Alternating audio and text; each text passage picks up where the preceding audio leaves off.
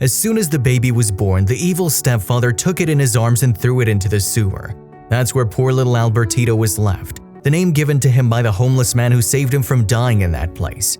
He raised him without knowing that years later this would happen. It was Friday afternoon and Don Alfonso, a man who collected plastic waste to sell, heard the cry of a baby in that filthy riverbed and thought he was crazy. But when he looked closely, he saw the newborn baby. Also, if you have not done so already, please subscribe to our channel and click that notification bell to get inspired by these real-life stories every day. Now, back to the story. With great difficulty, Don Alfonso managed to get out of that place full of putrid water and place the child in the small wheelbarrow in which they carried the waste he was selling. With the money he had earned that day, he went to the store and brought diapers, milk, and bottles for Albertito, the name he had chosen in honor of his late father. He carried him wrapped in his old sweater, and when his friends asked him about the child, he told them that he had found him, and they all agreed that he was crazy to take care of a child whose origin he had never even met. While he was with his child in his arms, in the house of Doña Gregoria, the child's mother, everything was crying in desperation. The woman was middle class and fell in love with an engineer who was at her construction site near her house. They fell in love and made love.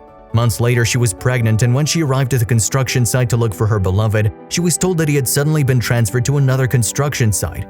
Gregoria was dismayed and did not understand how fate could be so cruel to her and her child. None of the Masons knew where to find the engineer, and she was inconsolable. She arrived home, and when she told her parents what was happening to her, her father exploded in fury and told her that she would have to marry anyone to cover up her mistake. Ignacio, the girl's best friend who had always been in love with her, offered to be her husband and raise her son as his own. "Ignacio, I don't love you, and I hope you understand that our marriage will only be for appearances," said the woman, to which the man replied that he only wanted to help her. Just a month later, the wedding took place. It was supposed to be a family ceremony, but the girl's parents invited all their friends, and it turned into a big celebration. There was everything in abundance but happiness, because although Ignacio looked happy, Gregoria couldn't hide her tears and told everyone that she was crying with happiness. However, the murmurings began. They went on their honeymoon, and the young husband couldn't stand the girl's rejection and decided to party with her money. The following days, things went from bad to worse. When they returned, they settled in the beautiful house that Gregoria's parents had given them, and the man made it clear that the gentleman would have to pay all the expenses because he wasn't willing to work. The gentleman accepted the deal, and he lived an excellent life. He would go out partying without worrying about expenses, and if the woman complained to him, he would tell her that thanks to him she had not been seen as dishonest in the eyes of society, and that he'd better keep him happy, otherwise he'd tell everyone that she was carrying another man's child in her womb.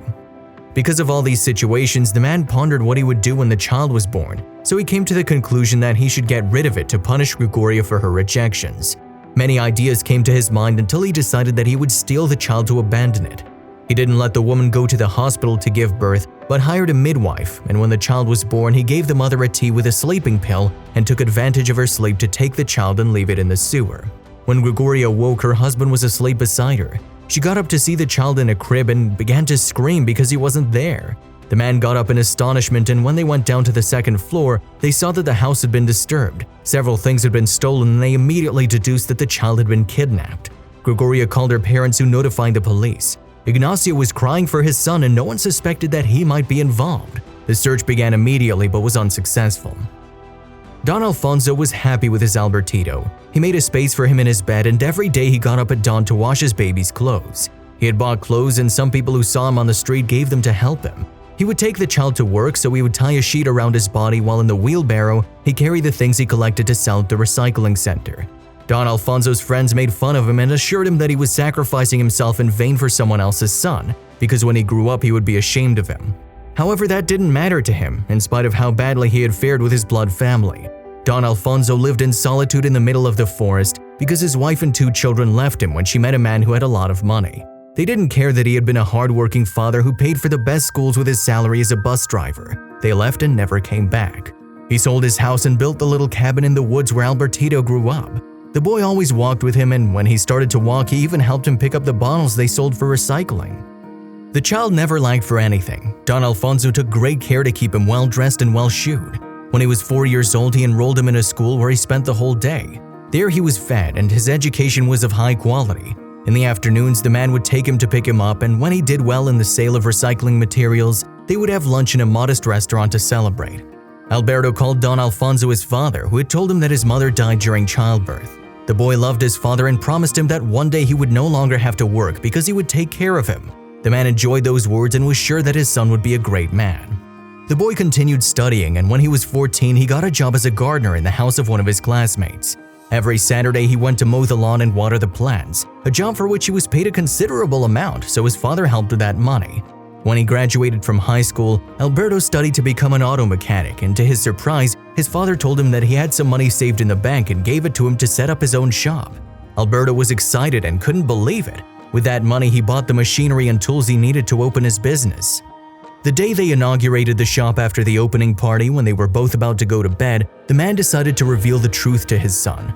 Alberto was surprised and ran to hug his father as he thanked him for everything he'd done for him despite not carrying his blood. The young man promised him with more emotion that soon he would be able to stop working. The first days in the workshop were not easy because he had no customers.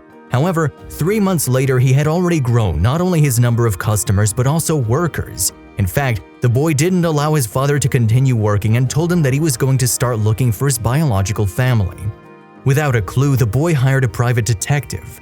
Here he showed him the sheet in which he had left him abandoned, but that was insufficient. After 2 years of searching, Alberto stopped paying and felt defeated. One morning, the detective arrived at the workshop to return the sheet he had given him, and when he saw it, the lady who was asking for money from the workshop's customers started to cry. She said it reminded her of her lost son. Don Alfonso, who remained in the workshop, was curious and approached the woman. She related the date of her son's birth, and it was the same date he found the child. The detective told them that it could be a coincidence but suggested doing a DNA test.